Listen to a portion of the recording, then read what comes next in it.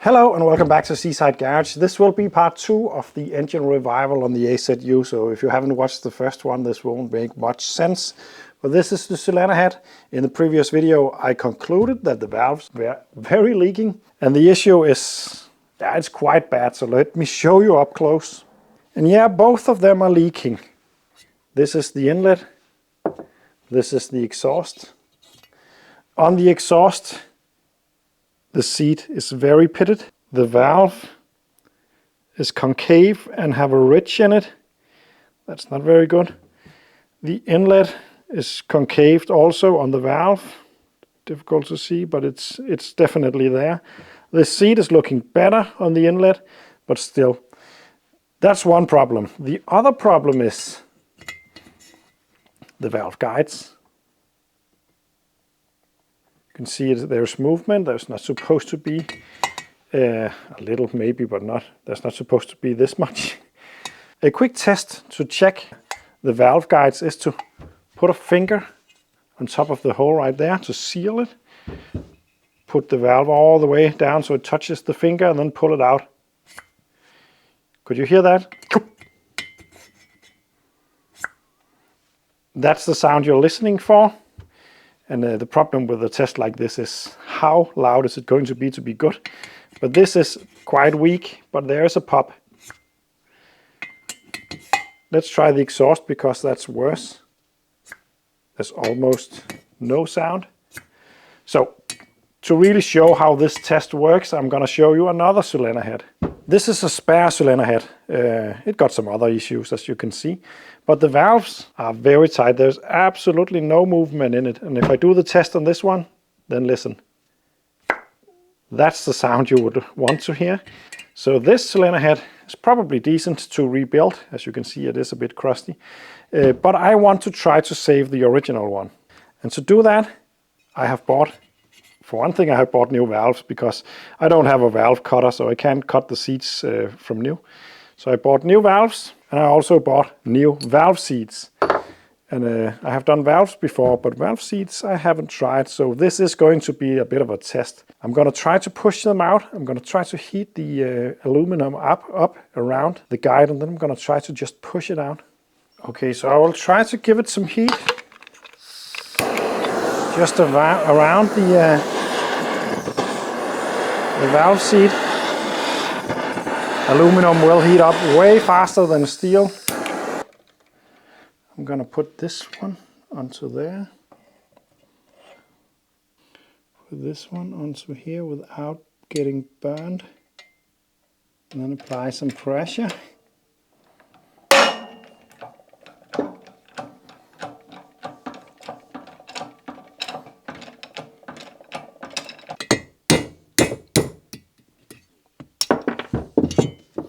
So that's one valve guide out. It's a little bit hot. But this is the one valve guide. It went all right. What I do not like to see is that this got mushroomed. So when I press the new one in, I will have to try to avoid that at all costs. But I'm going to do the same on the other one and hopefully remove that. And then we're going to see if we can fit some new ones. So the new valve guides are been in the freezer all day, are very cold. I'm gonna heat up the cylinder head and then try to install it. I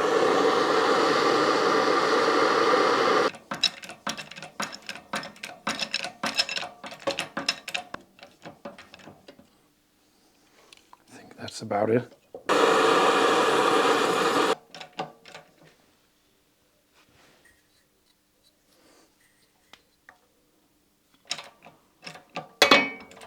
Nope, that messed up.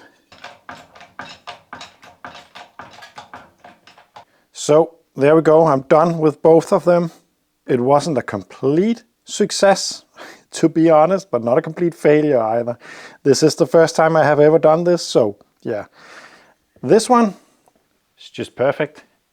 I got both of them in. I'm not done yet though, but they are in. That's the first thing. The other one though, I got the first one in. And then the second one, yeah, it already fell out. But the second one shattered the the Cylinder head. I think maybe it came in a bit crooked, I don't know. But it just cracked. It's a shame. As mentioned, I got a spare one, so I'm gonna use the spare one for that side, but I'm gonna continue on trying to save this one. It's such a shame to having to throw out one of the cylinder heads of this engine. It feels, yeah, I better give it a proper burial at one point. But I'm gonna continue on this, and the next thing I'm supposed to do is to ream or hone the inside bore, because it needs some clearance, but not a lot. And right now, it's very stiff. I can almost not put it in. So, and this is new to me also, but by using this hand reamer, I should be able to make the bore the correct size. It's 8 millimeters, and it's supposed to be between 8 and 0.025, I think. So this one should be the correct one for the job. So I'm gonna try that. I'm gonna lube it up good with some oil, and I'm gonna hopefully make it go through. It's tapered, so it is easy to start, but I want the entire thing to go through.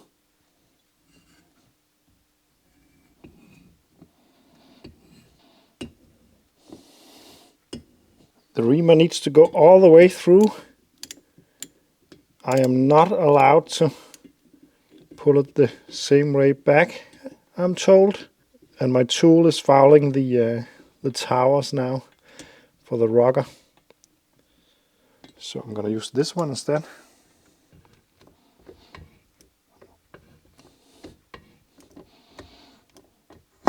There we go. The reamer is through. Now just needs to clean up that hole. And then the exciting point of fitting the new valve. Oh, that feels nice. Should I just do that test again? Oh yeah, it's perfect. So that was a success for sure. Still need to fix the seat though. And I have a tool for that also. Just gonna ream the exhaust valve also.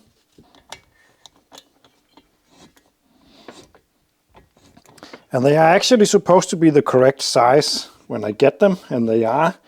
But pressing them in deforms them slightly. And the pressure also, I guess, deforms them slightly. And that's the reason why I need to ream it. It's not something I have a lot of experience in. So next up, it's that valve seat, and the very problematic valve seat is the one on the exhaust on this one. It needs to be very smooth down there, and as you can see, even on camera, there is a ridge.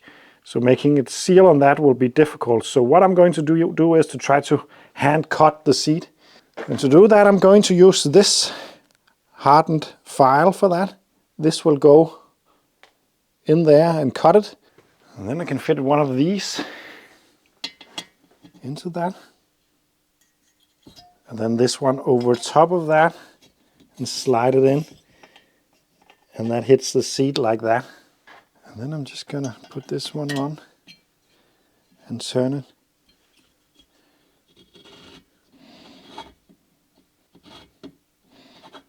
Now, and I don't want to go too crazy with this, because it is taking material off pretty quickly. So I think this will do. We now got a lot more clean seat down there, but it still needs to be lapped in, of course. So let's try to do that by finding the new exhaust valve, putting some coarse grinding paste on it, and then it's just a matter of trying to start a fire.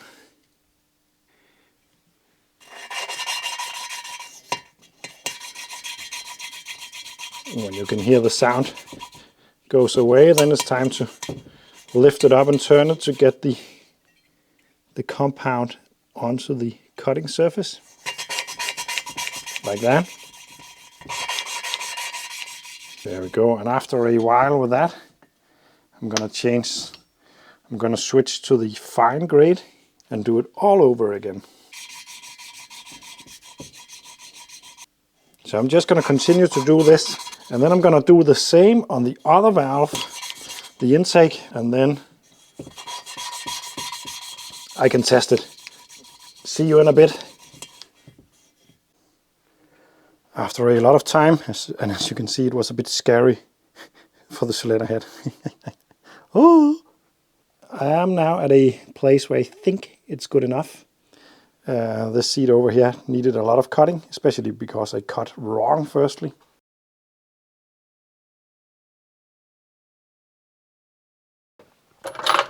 I did not move these stones, so it cut in the middle of the seat with this edge and made a little edge. So I had to move them and cut again.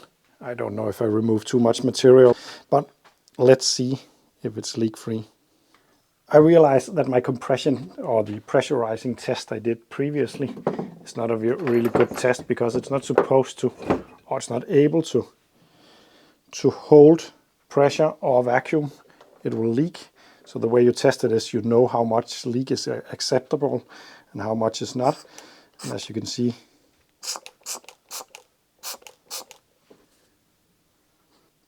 it doesn't really show much either. But another test that I was told is good is to fill this with the solvent and then check after half an hour. There shouldn't be any leaks from here within half an hour. More than half an hour is okay-ish, but it should be able to keep the fluid inside of there for half an hour. So let's try that.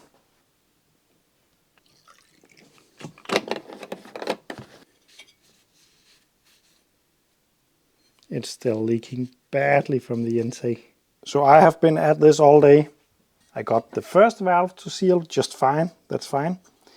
The other one I just couldn't get it right, and I tried again and still wrong. And yeah, now I just went too far. Be gentle with me. I have very little experience in valve cutting, but this is way too far now. To fix this head, it would need a new metal insert. Yeah, I just screwed up on this one. Sad to say. But the reserve heads seems fine, although a bit crusty and needs a lot of cleaning. The other one did as well, but I'm gonna use them. So this is probably one long video of failure, but also of me gaining a lot of experience. But this was a waste of time and parts, unfortunately. Anyway, back on track. I'm gonna restore these, use them. And if I should do it again, I have a feeling that I might be able to succeed. I'm not sure my valve cutting gear, my valve seat cutting gear is very good. But it was a fun experience. You have to use your days doing something at least. So, but anyway, you can't win every time. I try to show when I fail also, which is quite often, but that's part of the game when you want to learn everything yourself. And I have lapped a lot of valves in, but this was the first time that I tried cutting valves and changing valve guides. And I'm proud about this one. It works perfectly. I installed the guide, I cut the valve seat, installed the valve, and it's tight. Let me show you so you actually believe me. Take a look at this. No leaks at all. I did test it over time, nothing comes out. And as you can see, there's fluid all the way up there. Do you see that? So this is a great success, I gotta say. But it doesn't help much when I screwed up this one. So unfortunately, my good work is not worth anything, but it's an experience. I learned a lot about doing this. I would probably be able to do it another time. Should have stopped long ago. I just thought that I would try to get some experience, but this is all for now. Remember, you can support me on Patreon. That way you can help me pay for the parts that I just wrecked today, for instance. What an offer. Anyway, thanks for watching and see you in the next one.